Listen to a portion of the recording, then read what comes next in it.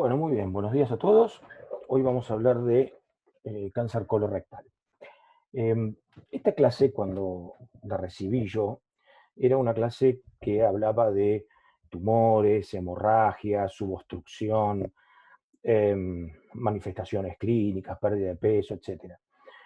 Hoy en día la clase cambia, la clase se hace más de lesiones premalignas, o sea, hoy con la infraestructura que tenemos podemos detectar con bastante exactitud lesiones premalignas que con su resección impiden que tengamos en unos años más adelante un cáncer de colon como el que describíamos previamente.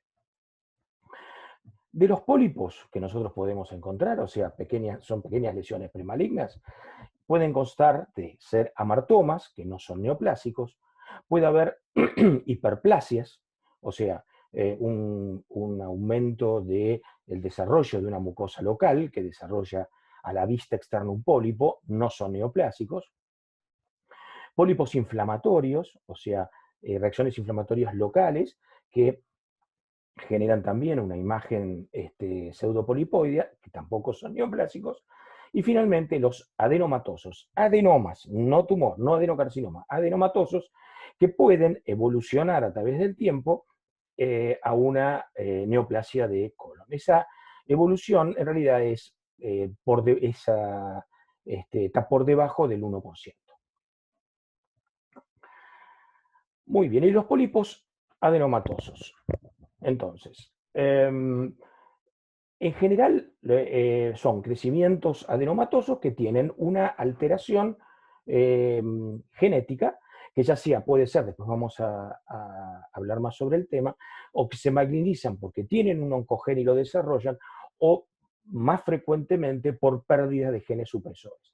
Eso hace que lo que inicialmente es un adenoma se transforma en un adenocarcinoma y a través de un tiempo se genere, en definitiva, un cáncer de colon.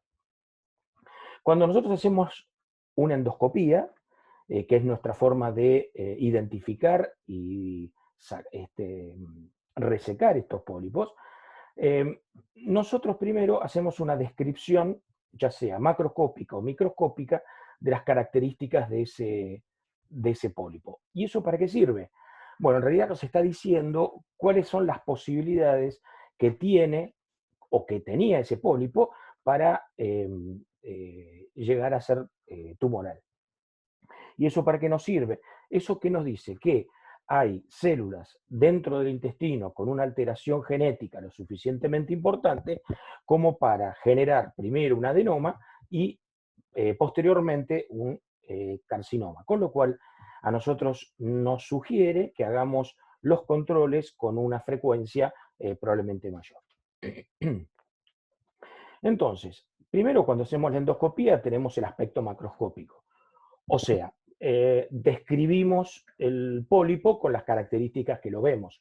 Y las dos características habituales son pediculado, o sea que tiene como un tallo, ¿no? Después vamos a ver la foto, tiene un tallo y luego el tumor, o sésil, o sea, de base ancha, más planos y más adheridos a la mucosa. Después tenemos del macroscópico, vamos acá, el tamaño. El tamaño no es el tiempo que evolucionó, o sea, los adenomas no crecen todos iguales, sino que, otra vez a lo mismo, si tiene una alteración genética lo suficientemente importante, esa alteración les permite crecer más. Hay pólipos que nunca pasan los 3 milímetros. ¿Por qué?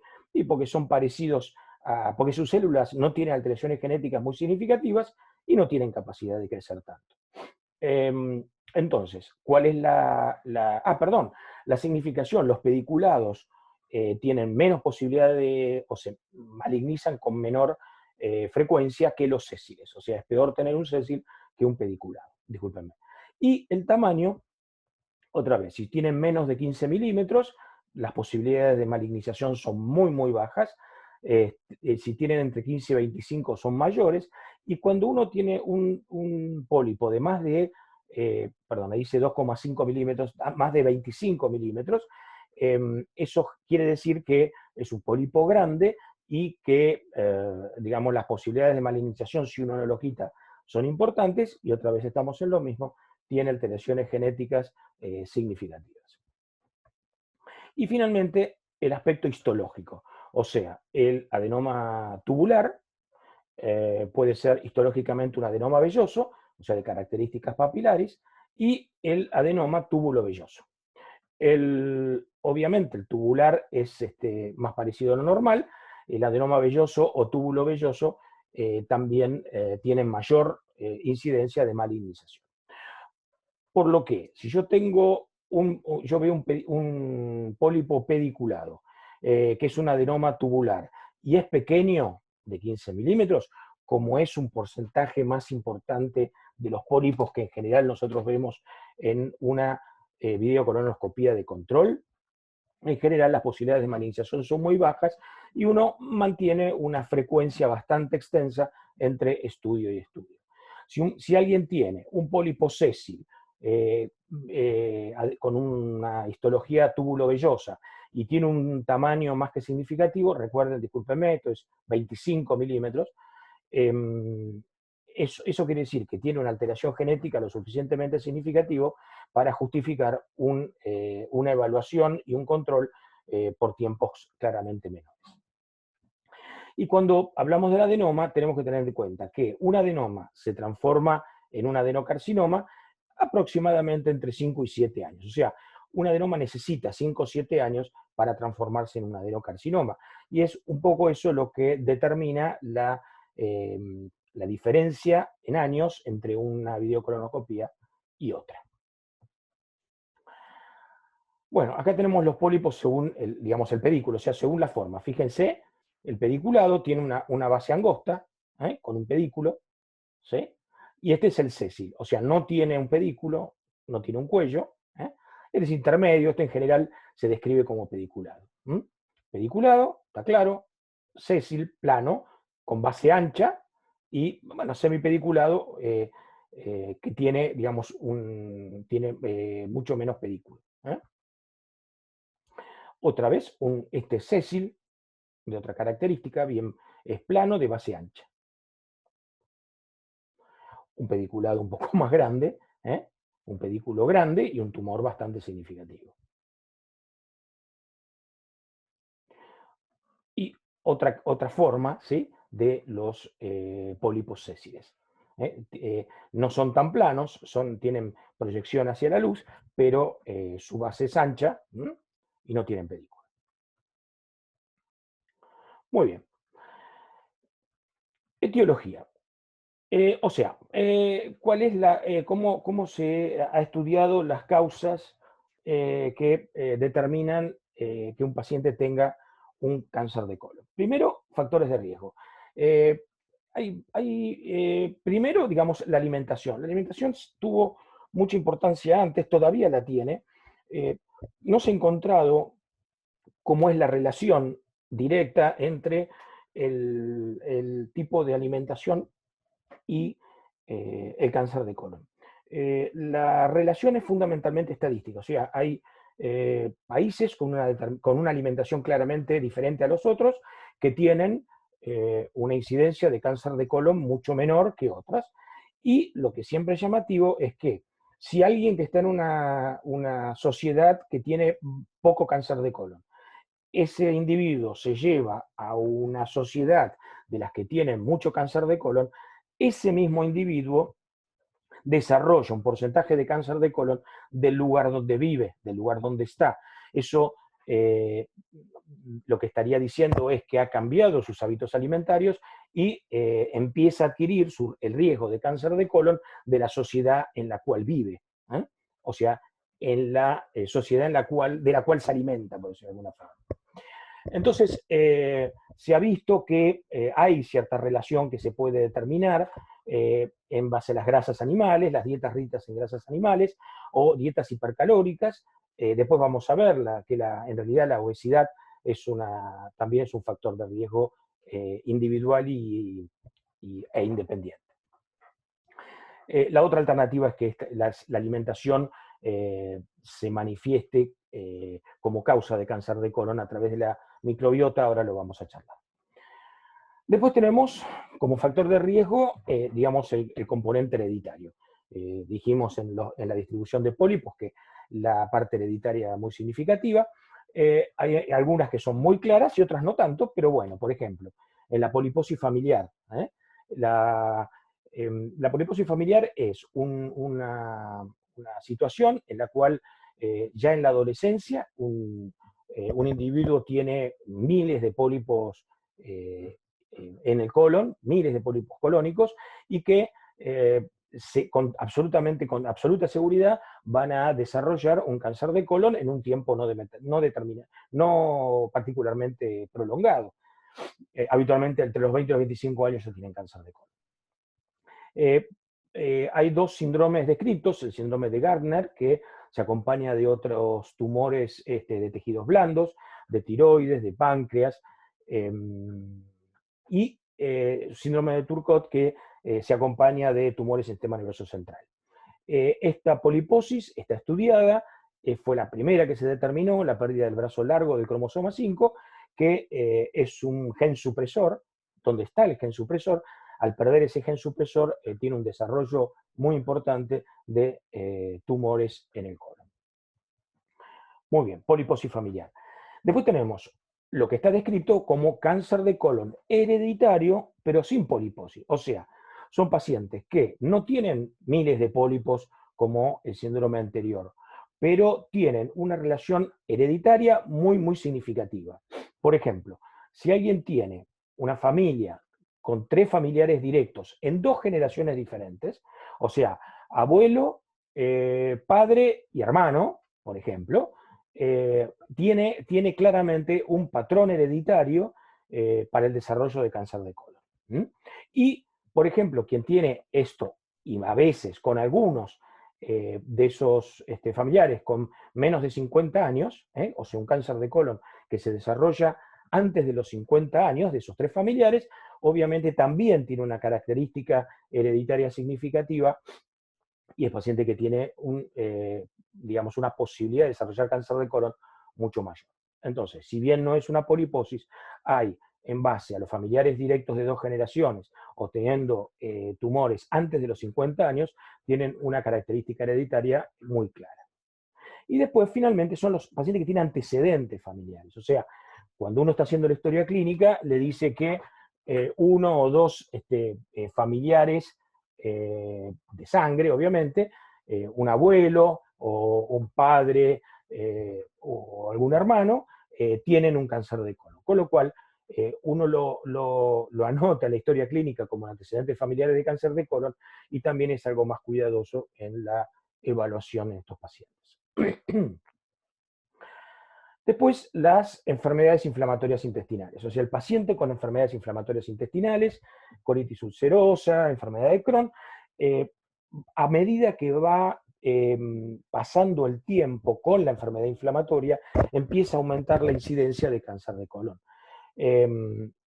Si bien no hay que hacer un patrón o un tratamiento diferente por esta causa, pero estos pacientes ya se les hace videocolonoscopía más frecuentemente, y por lo tanto se les va cuidando, digamos, del desarrollo de cáncer de colon, que después de más de 20 años el porcentaje de cáncer de colon llega aproximadamente al 20%. O sea, es una incidencia muy importante y por lo tanto requieren un control bastante cercano, después de muchos años de enfermedad. Después se ha determinado que el tabaco en todos lados, el tabaco también es cáncer de colon, la obesidad es también un factor de riesgo de cáncer de colon, igual que el alcohol. Y finalmente la microbiota, o sea, ahora se está estudiando muchísimo la microbiota. La microbiota es, digamos, la masa de bacterias que el intestino tiene. Nosotros todos tenemos una microbiota diferente, tenemos no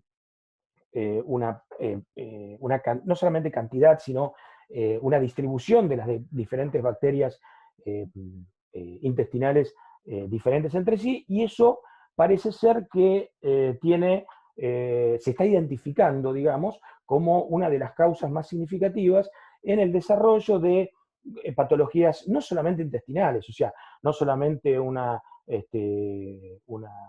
colon irritable, enfermedades ulceropépticas, enfermedad inflamatoria intestinal, sino que además en enfermedades fuera del tejido, fuera del sistema, del aparato digestivo.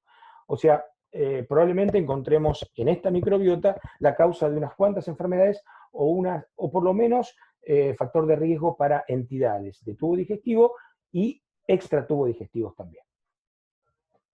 Muy bien, entonces, esto es una poliposis. Miles de pólipos distribuidos en todo el colon, en todo el colon, esto es así todo el colon, solamente esta parte con una mucosa un poco más liberada de pólipos. ¿Y qué se puede hacer? Acá no se pueden sacar los pólipos con videocolonoscopía. Acá lo que hay que hacer es una colectomía total. Fíjense, a un chico de 15 años, hacerle una colectomía total. En general, se hace la colectomía, se deja el recto para que tenga deposiciones, para no tener que hacerle una ileostomía definitiva, y como queda un poquito, digamos, de recto, queda el recto, o sea, terminal, se tienen que hacer rectosimodioscopías más frecuentes para ir sacando pólipos, porque eso que uno deja es colon y eso tiene pólipos. Pero como es más fácil resecar esos pólipos, muchas veces se deja para que el paciente tenga una vida un poquito más normal. Muy bien. ¿Cuáles son digamos, cómo es el razonamiento del enfoque de estas situaciones? Entonces, como dije, esto hay que buscarlo antes de que sea un cáncer de colon, por lo tanto, uno genera una detección sistemática, o sea, una prevención primaria, pacientes que no tienen absolutamente nada, y de acuerdo a unas guías, uno comienza a hacer videocolonoscopía, empieza a hacer estudios de detección antes que se manifieste el cáncer de colon. La prevención puede ser primaria, o sea, un paciente nunca tiene nada, se le hace algún estudio de prevención, o secundaria, alguien que ha tenido una patología, ya sea pólipos o cáncer de colon, en el control del desarrollo de esa patología. ¿Con qué se hizo? ¿Con qué se hacen esos controles? Lo primero que se hizo fue la sangre oculta en materia fecal. La sangre oculta en materia fecal tiene algunas dificultades, o sea, parece ser práctica porque no es agresiva, es más barata, no genera molestias para los pacientes, pero tiene un par de problemas. El primero es que se ha visto que los tumores no tienen un sangrado permanente, el sangrado es intermitente, entonces yo puedo hacer la prueba en un tiempo en el cual ese tumor no está sangrando. Y después, al mismo tiempo, el paciente puede tener sangre en materia fecal por pequeñas pérdidas, pequeñas erosiones, etcétera, que no están manifestando claramente un cáncer de colon. Con lo cual, si bien puede utilizarse, tiene sus dificultades. La rectosimodioscopía. Ve los primeros, o sea, los últimos, en realidad, la última parte del colon. Hace unos años estaba claramente determinado que la mayoría de los cánceres de colon, no la mayoría, un porcentaje mucho más importante de cáncer de colon estaba ubicado en la parte terminal del colon, con lo cual una rectosimodioscopía que no requiere una preparación muy importante, que no requiere simplemente con un enema alcanza, que no requiere quirófano, que no requiere anestesia. Entonces, son estudios que pueden hacerse con mucho mayor facilidad. Pero en los últimos años, no se sabe por qué, la distribución de los pólipos y cáncer de colon se hizo más uniforme en todo el intestino. Entonces ahí se planteó, bueno, la rectosimodioscopía no sirve porque vamos a ver una parte del colon y el resto del colon puede tener tumor, puede tener pólipo. Al mismo tiempo se hizo un estudio bastante grande que demostró que haciendo rectosimodioscopía igual se bajaba bastante la incidencia de cáncer de colon. A pesar de esta lógica, esta situación lógica en la cual uno dice, bueno, si veo solamente el cáncer de colon en los últimos 20 centímetros y puede haberlo distribuido en todo el colon, me tengo que tengo que, en realidad no voy a ver una serie de cáncer de colon distribuidos. Sin embargo, la detección de cáncer de colon mejoró mucho en estos pacientes y parece ser también una forma válida, digamos, de hacer una detección sistemática. Y finalmente la videocolonoscopía. La videocolonoscopía requiere una preparación previa, una limpieza del intestino, que a su vez la limpieza, si está bien hecha, determina un poco la facilidad con que el estudio puede hacerse. Si la limpieza no es correcta, uno puede pasar por alto pólipos o tumores, y por lo tanto requiere una buena preparación, un lugar tipo quirófano, una anestesia y estudios con aparatos bastante más sofisticados. Pero probablemente sea el sistema que mayor rendimiento tiene, ya que no solamente hace diagnóstico, sino hace tratamiento. O sea, yo hago una videocolonoscopía, veo un pólipo y ese pólipo lo reseco, lo mando a analizar, le determino todas las características. Y eso lo hago en el mismo estudio. O sea, es un estudio que hace diagnóstico y también tratamiento. Entonces, la detección sistemática es cuando yo voy y encuentro el tumor en un paciente, el pólipo o el tumor, en un paciente asintomático. Y si no, el paciente puede presentar una forma, ¿sí?, en forma de anemia. Recuerden cuando estudiábamos anemia ferropénica, la anemia ferropénica es como la fiebre, o sea, la anemia es una manifestación de otra enfermedad. Entonces, si yo tengo una anemia ferropénica en una mujer joven de 20 años con menstruaciones abundantes, ya tengo la causa y listo. Ahora, si tengo esa misma anemia en un hombre de 60 años, eso es absolutamente diferente. A ese paciente con una anemia ferropénica hay que hacerle una videocolonoscopía. ¿Por qué? Porque si no, ustedes dicen, uy, tiene anemia ferropénica. Muy bien, le damos hierro, tenía 28 hematocrito, le damos hierro durante 3 o 6 meses.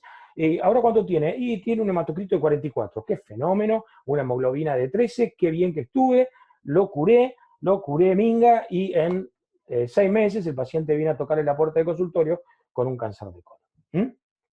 Entonces, paciente que no les queda claro, que no están seguros cuál es la causa de su anemia ferropénica, siempre es válido hacerle una videocolonoscopia. La otra forma de presentación, obviamente, es una pérdida de sangre por ano, una pérdida de tubo digestivo.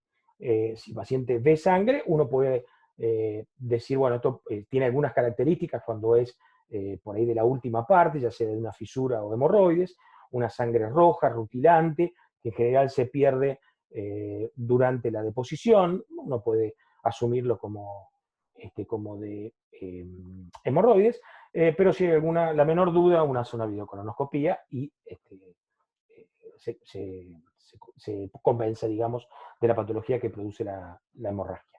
Y finalmente, fenómenos obstructivos. A veces, como podemos ver alguna imagen, las lesiones desarrollan un fenómeno obstructivo y el paciente genera o subobstrucciones intestinales, o sea, clínicamente el paciente tiene distensión abdominal, tiene ruidos de lucha, sensación de dolores cólicos, por ahí después de pronto se mejora porque se permeabilizó nuevamente el intestino, o fenómenos obstructivos que no se permeabilizan nuevamente y por lo tanto el paciente va a quirófano con un intestino absolutamente obstruido. ¿Mm? Acá vemos una imagen endoscópica, vemos un pólipo y vemos el ANSA, o sea, eso que se ve acá es el ANSA, ¿sí? Acá, fíjense que como con un lazo, como enlaza, digamos, al pólipo. Esto después, obviamente con esto se corta y después se toma, con una pinza se agarra el pólipo y se extrae. Lo mismo en un pólipo un poquito más grande. Entonces acá ven el ANSA, ahí se ve, y se ve por acá. Entonces esta es la base, este es el tumor. y de esa forma se reseca. Estas son las cosas que ya no tenemos que ver. Este es perdón, una cosa importante. Los cánceres de colon derechos, cuando se desarrollan, en general, crecen hacia la luz. Entonces, generan estas imágenes exofíticas que crecen en forma importante hacia la luz, tienen zonas de sangrado fácil. En general, en el colon derecho todavía la materia fecal es líquida, entonces es muy difícil que esto se obstruya, pero estos son los cánceres de colon que se transforman, o mejor dicho, que una manifestación clínica es la anemia. Fíjense las zonas de sangrado de este tumor y da la imagen de sangrado fácil. Esto es un cáncer de colon derecho. Este es otro cáncer de colon derecho, o sea, un crecimiento exofítico hacia la luz, ¿sí? Y su facilidad de sangrado genera o un sangrado evidente por materia fecal o una anemia ferropénica. Y este es un tumor de colon izquierdo. Los tumores de colon izquierdo en general crecen en forma radiada en todo el diámetro del intestino hacia la luz y generan habitualmente un cuadro clínico obstructivo. O sea, en general, el colon derecho genera una manifestación de anemia o de pérdida de sangre, una hematoquesia, y el colon izquierdo genera un síndrome obstructivo. ¿Mm? Muy bien. ¿Qué clasificación hacemos de los cánceres de colon? Hay una clasificación bastante tradicional, la de Dukes, que tiene bastante que ver con esto, en el cual yo clasifico de 1, 2, 3 y 4 en base a 3 elementos como la TNM, o sea, el tamaño del tumor, el tamaño y hacia dónde o hacia qué capa del colon infiltra el tumor, si tiene o no tiene ganglios comprometidos, o si tiene o no tiene metástasis a distancia. El grado 1 sería un cáncer llamado in situ, o sea que crece solamente en la mucosa y la submucosa, se lo clasifica como T1N0M0 y tiene más del 90% de supervivencia a 5 años. ¿Por qué supervivencia a 5 años? Porque se ha visto que la mayoría de los tumores de colon manifiestan sus metástasis o su recidiva dentro de los 5 años. A tal punto que, en general, si un tumor de colon fue tratado y no hubo manifestaciones de recidiva en los 5 años siguientes al tratamiento, se considera en general curado. Entonces, cuando se habla de supervivencia, se habla de supervivencia a los 5 años. Entonces, el grado 1, T1N0M0, prácticamente se curan con la resección. Cuando el tumor llega a la capa muscular, se le dice T2N0M0, capa muscular, T2N0M0, y tienen un poco menos de supervivencia a los 5 años. Cuando llega a la serosa, o sea, ya atravesó todo el colon, T3N0M0, o sea, no tiene todavía ni ganglios ni metástasis, y ya empieza a bajar por debajo del 80%, alrededor del 80% de promedio, la supervivencia en 5 años. Tipo 1, tipo 2. O sea, el tipo 1 está en el espesor de la mucosa, en el espesor de la pared del músculo, del colon, y acá ya atravesó el colon. Cuando el tipo 3, que ya tiene compromiso de ganglios, se dice, depende del tamaño, el tumor hasta donde llega, pero se ve compromiso de ganglios. El compromiso de los ganglios es de 1 a 3, se le dice, o sea, menos de 3, N1, más de 3, N2, y ya el promedio de sobrevida, de sobrevida a 5 años, en pacientes con compromiso ganglionar es de promedio 26%. O sea, por supuesto, si tiene menos será un poquito más, a veces te da un poquito menos, pero el promedio es más o menos 25-26% de sobrevida a 5 años.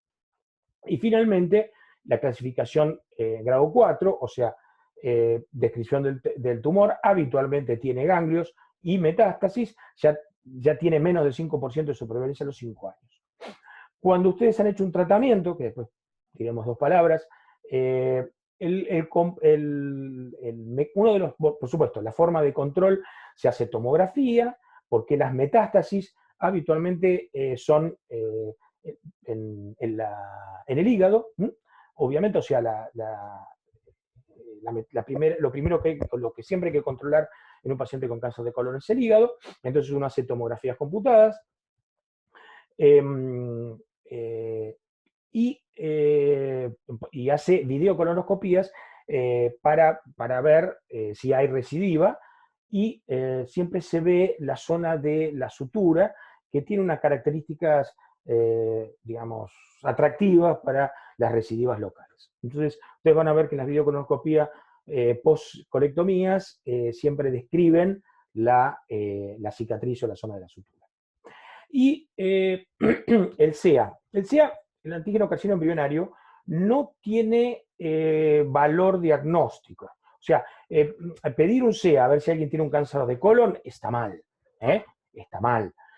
¿Para qué sirve el CEA? Ahí sí es importante, porque las recidivas, pero fundamentalmente las metástasis, hacen subir el antígeno carcinoma embrionario, y puede ser una de las primeras manifestaciones de una recidiva local o crecimiento de una metástasis hepática. Por lo tanto, el CEA se usa para controlar un paciente que ha hecho un tratamiento previo. ¿Y cuál es ese tratamiento? Bueno, el elemento más importante es la cirugía. Se hacen hemicolectomías, se toma, digamos, se resecan con facilidad todos los ganglios mesentéricos de la zona de donde viene el tumor, y esa es probablemente lo que más importante, digamos, más respuesta, mejor respuesta tiene en cuanto a tratamiento. Se puede hacer también radioterapia. La radioterapia se hace muchas veces antes o después de la cirugía en estadios 2 y 3. La quimioterapia, cambia la quimioterapia. El 5-fluoracilo es el más tradicional, el que tiene mejor respuesta.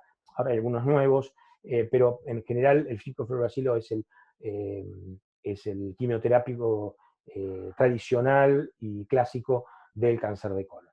Y ahora hay 2 tipos de anticuerpos monoclonales que van contra una determinada manifestación de las células tumorales, y parece estar dando buenos resultados en los tratamientos de pacientes con tumores avanzados, y bueno, a la larga se irán probando en tumores más todavía no tan extendidos.